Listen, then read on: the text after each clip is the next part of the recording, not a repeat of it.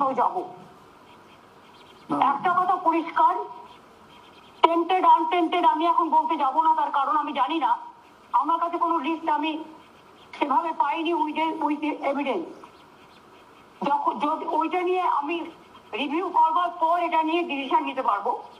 কারণ আমাদের দেখতে হবে যে টেন্টেড আনটেন্টেড নামে যেটা বলেছে, তাহলে প্রথম থেকে বলা উচিত ছিল যে এদের বাদ দিয়ে দাও, ওদের রেখে দাও, কিন্তু সেটা তো বলেনি, সবটাকে বাতিল করে দিয়েছে গ্রুপ সিডি।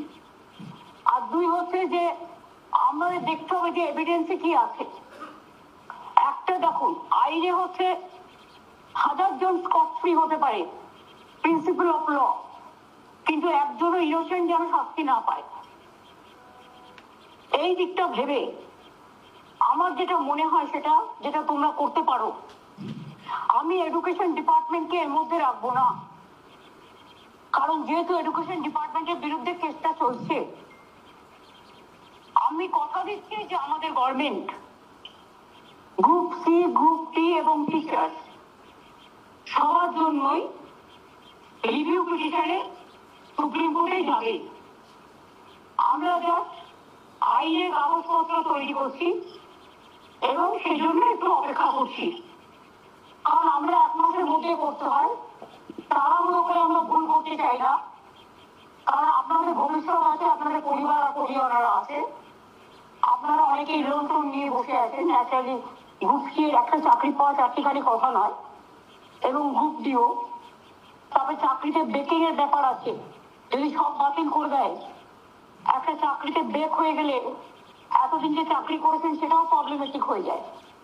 কাজে আমার মনে হয় আমাদের রিভিউ করতে করতে হয়তো আগামী মাসের প্রথম সপ্তাহ হয়ে যেতে পারে, সেটা আমরা দেখে নেবো আমরা কবে করবো না করবো। সেটা আইনত যারা আইনজীবীরা আছেন, আমরা সবচেয়ে ভালো ভালো আইনজীবী দেবো, এবং তাদের দিয়ে আমরা তো চাই পুরো লিস্টটাকে তারা আবার নতুন করে তাদের যদি পরীক্ষা দিতে না হয়, যদি কোর্ট মানবিকতার সাথে বিচার করে এতদিন ধরে তারা চাকরি করছেন, চাকরিটা সবার বজায় থাকে, এটা আমরা নিশ্চয়ই চাই। সেই জন্য আমরা একটা চেষ্টা করব।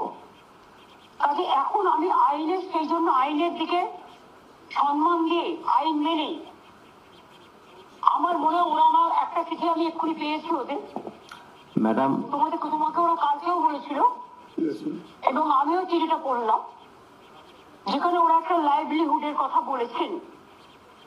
দেখো, এক হচ্ছে কোর্ট যদি সম্পূর্ণ রিজেক্ট করে দেয়, তখন অন্যভাবে কি করা যায় সেটা আমরা অল্টারনেটিভ ভাববো, কিন্তু এখন তো আমাদের এত সময় আছে ওকে রিভিউ করবার, সেই জন্য এই সিদ্ধান্তটা নিয়ে আপনাদের ভাবতে হবে না, এটা আমরা ভাববো।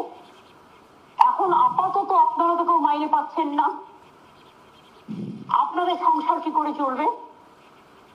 এবং সেই জন্য আমি মনে করি যে আমাদের অনেকগুলো সোশ্যাল সিকিউরিটি স্কিম আছে, যেখান থেকে আমরা, যে মানুষরা তার পরিবার চালাতে পারে না, পরিজনদের অসুবিধে হয়, কারো বৃদ্ধা বাবা মা আছে, কারো সংসার আছে, মানবিকতার দিক থেকে ভেবে যেটা আমরা করতে পারি সেটা হচ্ছে, আমি এডুকেশন ডিপার্টমেন্টকে নয়, চিফ সেক্রেটারি, লেবার মিনিস্টার এবং আমাদের যে আইনজীবী যারা আছেন, দেবাঞ্জন মন্ডল সহ, এর সবার সাথে কথা বলি আমরা একটা ওয়ে আউট যেটা বের করেছি। আমরা ডানলপের যে শ্রমিকদের কলকারখানা বন্ধ দীর্ঘদিন ধরে, তাদের কিন্তু আমরা 10,000 টাকা করে এক্সট্রা দিই আজকে দীর্ঘদিন ধরে। আমি এটা বলবো, আমরা যতক্ষণ রিভিউ করতে না পারছি এবং একটা ফয়সালা না হচ্ছে, ততদিন গ্রুপ সি যারা আছে তাদের একটা 25,000 টাকা করে